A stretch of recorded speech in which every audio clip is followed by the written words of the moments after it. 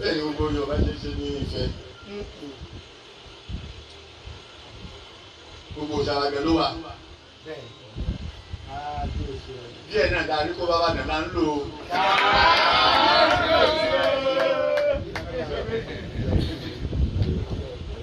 Ọlọ́run tẹ̀ fún ọ sí àròlé Oòduà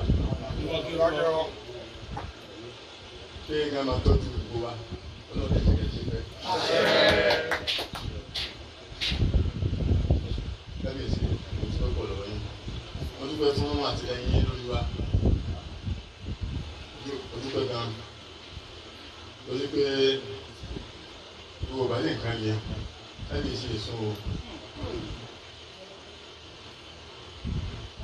Kábíyèsí èso and next to Kábíyèsí about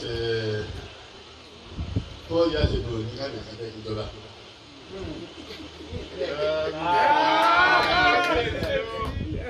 Láti tẹ́lẹ̀ mi tó. Ìjọba ní à ẹni tí ó náà bá tó tó mọ́ yóò kò jẹ́. Ẹni tó náà bá tó mọ́ jẹ́. Olùkọ́ náà ní máa ń yọba. Ẹni tó bá ń bọ̀ bá sọ̀rọ̀ àkàmú láti máa bọ̀ ìgbà sọ̀rọ̀ ẹni tó kọ́ lọ́wọ́ yẹn. Tẹ́lá sí lágbájọ́ ọba ní Ọlọ́run ti yẹn ni. Kábíyèsí ẹ̀ mọ́ gbàgbé lọ ọ̀dọ̀ yín. Ọ̀dọ̀ yín jẹ́ o. Ọ̀dọ̀ yín jẹ́ o. Ọ̀dọ̀ yín jẹ́ o. Ẹ̀ mọ́ gbàgbé lọ. Gbogbo ẹ̀yin tẹ́ ẹ̀dẹ̀ sí Kábíyèsí wa kò kí.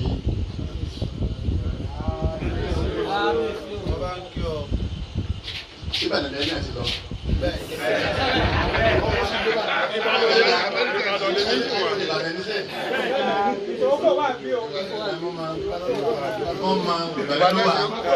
Ìbàdàn ló ti lọ. Ìbàdàn ló wà. Olùkọ́ náà ló sì Ìbàdàn bẹ́ẹ̀ pé. Àjẹgbé wa Ìbàdàn.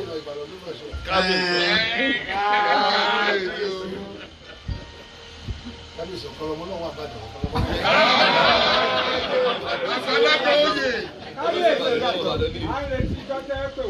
Àti sọ December 4 and 5. Dàgbà lọ́nà ìlú náà wà.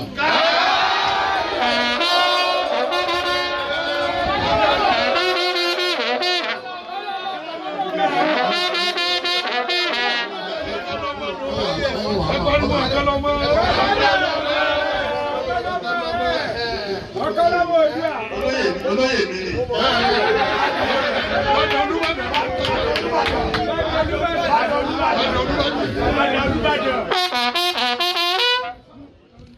Wọ́n wà mọ̀ pé Ìbàdàn ìfẹ́ ìkẹ́kẹ́ ni wa.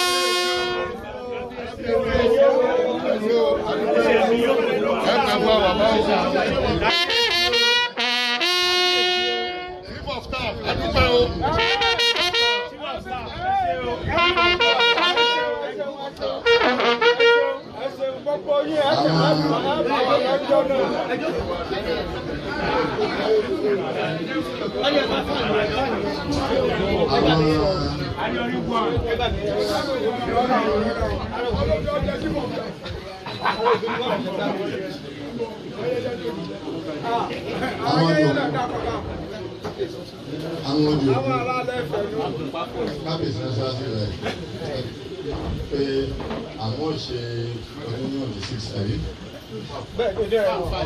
Nígbà ní ọdún òmu là ń sọ yìí báyìí. Ọdún òmu bẹ́ẹ̀ ni, ọdún òmu dé.